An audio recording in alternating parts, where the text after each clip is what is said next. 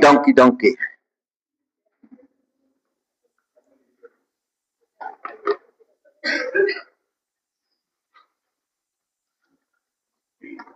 Die boodskap van vanoggend is: hoe hanteer jy die genade van God?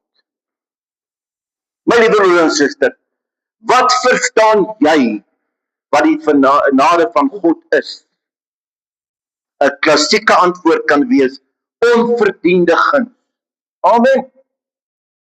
En wat gewoonlik daarmee bedoel word, is ons kry iets wat ons nie verdien nie. Die genade van God, of die gawe van God se genade aan ons, is die openbaring van die karakter van sy liefde.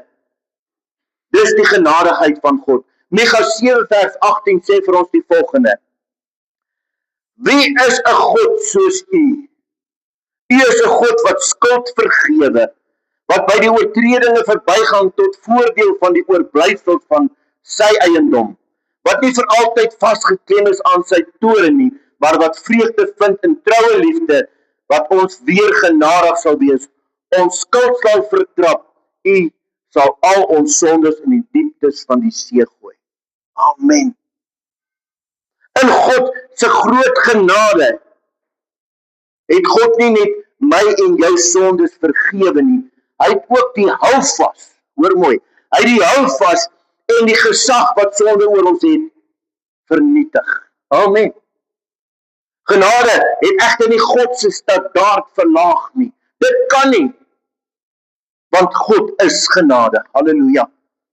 Dit het jou en my, toe ons genade nodig gehad het, van die vloer af opgetel, om wat te doen? Om in oorwinning te kan lewe. Halleluja. Maar nou die vraag is, my liewe broer, my liewe suster, hoe hanteer jy die genade wat God vir jou gee? Nou die gevaarlike leuen wat die Satan, of die leuen wat die rond te doen, is dat genade jou toestemming gee weer om te kan sondig. Want God sal mos jou in elk geval maar net weer vergewe. Weet jy wat? Dis uit die hel gebore. Dis Satan wat kom en jou rad voor die oor draai, dat jy maar net weer moet vrylik sondig. Jy het miskien al gehoor dat iemand sê, God ken mos my hart. Ons is mos almal maar sondaars. Weet jy, pastoor, God sal verstaan. En genade, dankie tog alles. En die gevaarlikste sin van al hierdie dinge, God sal my tog maar weer vergewe. Aanvanklik klink hierdie woorde baie troosvol, ja, aanvanklik klink dit baie Bybels. Dit kom dan uit die Bybel uit. Dit klink so hoopvol. Maar daar binne in verborge, my liewe suster, is een van die oudste leuns wat Satan ooit in mense se harte gefluister het. Nie dat God nie genadig is nie, maar dat genade daar is, sodat ons in sonde kan bly. Dis nie die evangelie nie, hoor mooi. Dis 'n vervalsing van Christus, wat 'n Christelike taal dra. Baie mense het God se geduld vir sy toestemming aangesien. Baie het sy barmhartigheid met goedkeuring verwar. Baie het berou vir verskoning verruil. En deur dit doen, het ontelbare siele deur die eeue heen verlore gegaan, stilweg. Want God sal my mos maar weer vergewe. Weggevloei, weggeloop, agteruit gaan sit van die redder wat hulle beweer hulle volg. Dit wat baie mense, my liewe suster, vir baie jare lank genade noem, is glad nie Bybelse genade nie. Hoor mooi. Want ware genade laat 'n mens nooit weer, of baie genade sal jou weer terug laat vind na die plek toe waar jy is. Want genade red jou. Genade los jou nie net agteruit en dat jy maar gaan aan nie. Genade kom en hy tel jou op wanneer jy val. Genade kom en dit verander jou lewe binne in jou. Dit herskryf, genade herskryf eintlik jou lewe. Stel jou voor, Jy staan voor 'n regter nadat jy 'n misdaad gepleeg het wat lewenslange tronkstraf verdien. Elke bewys is teen jou waar. Elke getuie is geloofwaardig. Elke beskuldiging is geregverdig. Wat jy ook al sê, wat jy ook al doen, sal niks help nie. Daar is nie versagting vir jou nie. Jy is skuldig, jy is vas. Dan stap iemand onskuldig die hof binne en hy sê vir die regter, ek sal die vonnis op my neem, gee dit vir my. Laat hierdie persoon net gaan. En die regter kom en hy aanvaar dit. Jou kettinge val af. Jou rekord word skoongemaak. Jou toekoms word herstel. Nie omdat jy dit verdien het nie, omdat die onskuldige een in jou plek kon staan het, jou baie lief het. Nou stel jy voor, jy loop uit daardie hof uit, en jy gaan hier in die straat af, en jy pleeg onmiddellik dieselfde misdaad, omdat jy weet iemand anders sal dit weer vir jou betaal. Wat sal ons dit noem? Sal ons dit dankbaarheid noem? Sal ons dit liefde noem? Sal iemand dit 'n transformasie noem? Nee, natuurlik nie. Dis presies, my liewe broer en suster, hoe baie mense met God se genade in hierdie tyd doen. Weet jy wat doen hulle? Hulle misbruik dit. Hulle is selfsugtig in hulle optredes. Hulle misverstaan die genade van God. En weet jy wat doen hulle eintlik? Hulle kruisig weer vir Jesus. Die apostel Paulus het hierdie misverstand lank voor daar enige sosiale media was of kerke of moderne Christendom, het hy dit gesien. En hy het die vraag gevra wat baie mense steeds vandag vra. In Romeine 6 vers 1 tot 2 kom Paulus en hy skryf, wat sal ons dan sê? Sal ons in sonde aanhou leef sodat genade mag toeneem? Glad nie. Hoe kan ons wat aan die sonde gesterf het nog daarin lewe? Mense doen dit. Die Griekse teks, as jy dit in Grieks taal gelees het, nog self sterker. Dit sê, mag dit nooit gebeur nie. Mag dit glad nie gebeur nie, dat ons weer gaan sondig, nadat God ons gehelp het nie. Dis een van die, kan ek maar sê, die sterkste uitdrukkings van misnoë in die Nuwe Testament. En Paulus kom, en hy stem glad nie met dit saam nie. Nee, hy is geskok oor die idee wat mense het van genade. Weet jy wat? Genade is nie toestemming dat jy maar kan met die ou dinge aangaan nie. Genade is verlossing. Dit maak jou los van dit. Halleluja. Die woord wat vertaal word as genade is charis. Dit beteken guns wat vrylik gegee word. Dis soos 'n geskenk, my liewe suster. Dis onverdiende vriendelikheid, goddelike vrygewigheid wat aan jou as mens gegee word. Hoekom? Omdat Here Jesus jou liefhet, omdat God jou liefhet, doen hy dit vir jou. Genade is God se onverdienste guns aan elke sondaar wat vandag leef en ooit gaan leef. Maar die skrifte is dit nooit 'n wetlike verklaring nie. Dis God se aktiewe krag wat in gelowiges werk. Paulus sê in 1 Korintiërs 5 vers 10, deur die genade van God is ek wat ek is. Amen. Tog nie ek nie, maar die genade van God wat by my was. Genade vergewe net nie, my liewe suster.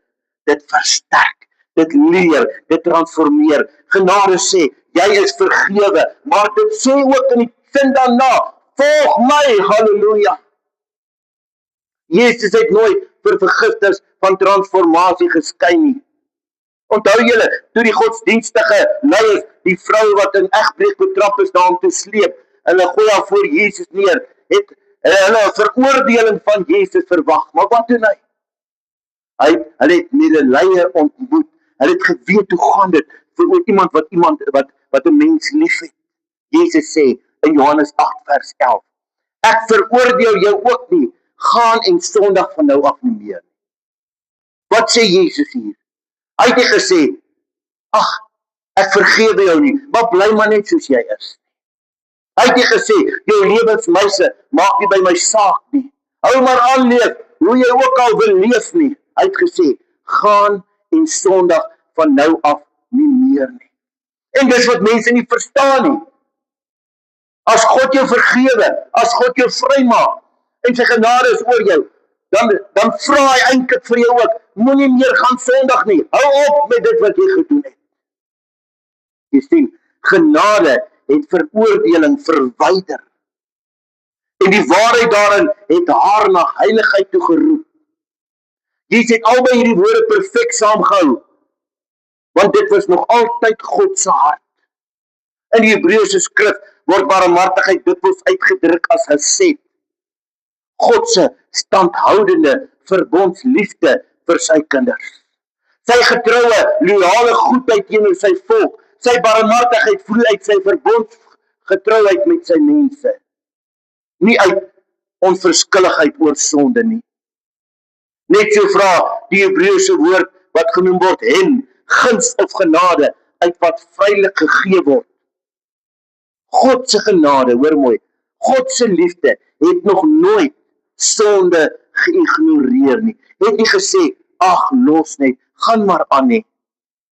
Sy liefde kom en konfronteer sonde reguit. Hoekom? Omdat sonde die mens wie hy so lief gehad het, vir wie hy sy lewe afgelê het, vernietig. Sonde vernietig mense. Het jy al gesien hoe lyk mense wat in sonde lewe? Hulle lyk nie goed nie. Want sonde vreet soos kanker in mense se lewens, stukkie vir stukkie vreet dit jou op. Die profeet Jesegiel teken God se hart aan in Jesegiel 18:32 sê, dit is nie my wil dat mense moet sterf nie, sê die Here my God, maar dat hy hom moet bekeer en bly lewe. Dis God se hart. Belydenis is nog nooit 'n God wat mense wegsteek nie. Belydenis is God wat hulle huis toe roep. Kom na my toe, almal wat vermoeide belas is. Kom almal wat sonde en ek sal jou vergewe. Die Nuwe Testamentiese woord vir belydenis is metanoia. Dit beteken letterlik 'n verandering in jou denke wat lei tot 'n verandering in jou lewe, wat lei tot 'n verandering in jou rigting. Bybelse berou is net om sleg te voel oor jou daardie. Ag, ek voel so 'n bietjie sleg. Ag, môre sal ek weer aangaan. Sal ek maar weer die ou dinge gaan doen nie. Dis om te draai weg van die sonde af. Dit verander jou loyaliteit teenoor God. Dit laat jou die ou lewe agterlos. Die dinge wat ek gedoen het, doen ek nie meer nie. Die sonde wat ek gepleeg het, doen ek nie meer nie. Ek neig nie meer daarna nie, want my siel is versadig met die goeie. Halleluja. Dis hoekom, as jy dink hoe Jesus sy bediening begin het, daar Matteus 4:17 sê, bekeer julle, want die koninkryk van die hemel is naby. En daardie roep van Jesus, daardie roepstem van Jesus, my liewe suster, het nog nooit verander nie. Dis nog altyd dieselfde. Weet jy, genade en berou is nie vyande nie. Genade maak berou moontlik. Sonder genade sou daar nie hoop vir ons gewees nie. Sonder God se genade sou ons niks gewees nie. Sonder God se genade sou ons nie meer kon leef nie.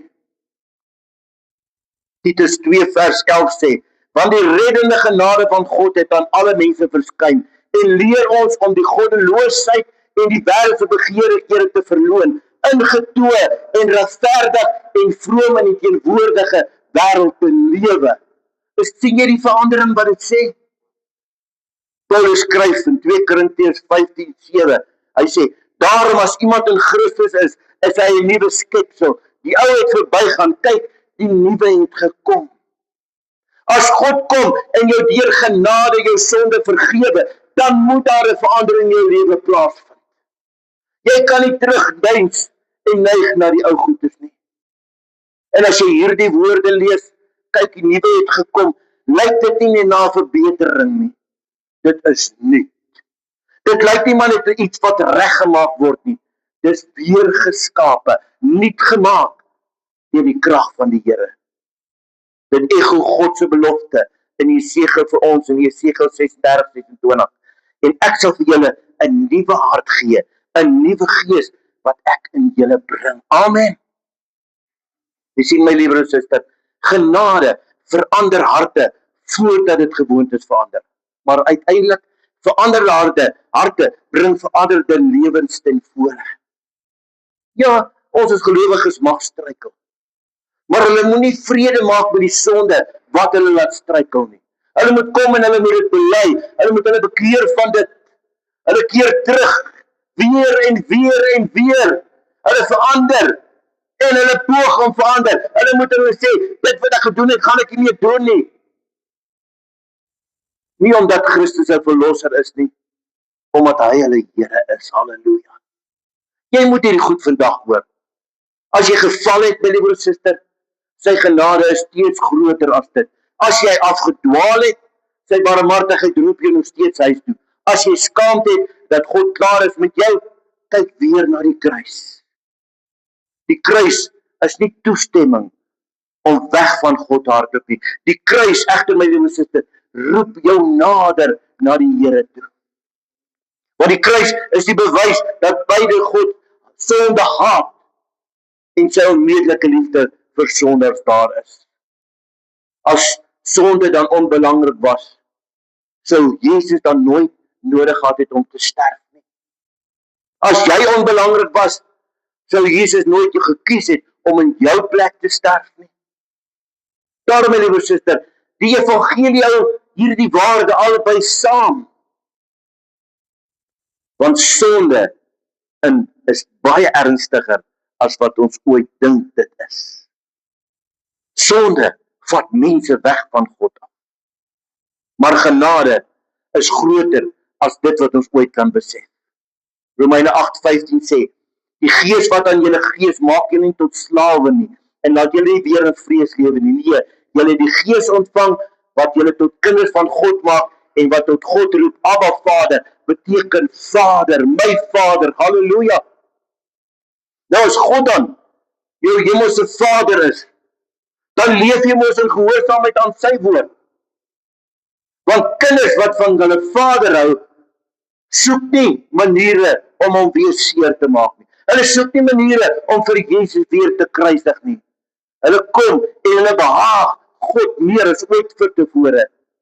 Nie uit vrees dat God hulle sal verwerp nie, maar uit dankbaarheid vir sy aanvaarding, vir dankbaarheid vir sy genade. Weet jy wat, dalk het die Heilige Gees vanoggend so 'n bietjie iets blootgelê in jou, wat jy jare probeer regverdig het. Miskien weet niemand daarvan nie. Miskien dink almal jy's 'n geestelike sterk persoon. Miskien het jy al so vaardig geword om dit weg te steek. Maar ek wil vir jou sê, God weet dit reeds. En wat opmerklik is, hy sê vandag, kom na my toe. Ek nooi jou steeds. Nie om voor te gee nie, nie om te presteer nie, maar om oor te gee. Vandag kan dalk die dag wees waarop jou skandaal sy genade ontmoet. Vandag kan die dag wees waarop Jesus alles herskryf in jou lewe. Al wat ek vra, of wat God vir ons vra vandag, kom ons wees gehoorsaam aan sy woord. Kom ons bid saam.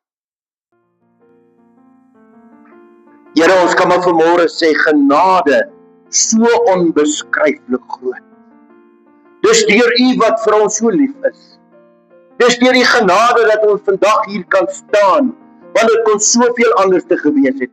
U genade het ons gered, het ons opgetel uit sonde uit, Here, en het plaas ons voet op die rots, Jesus.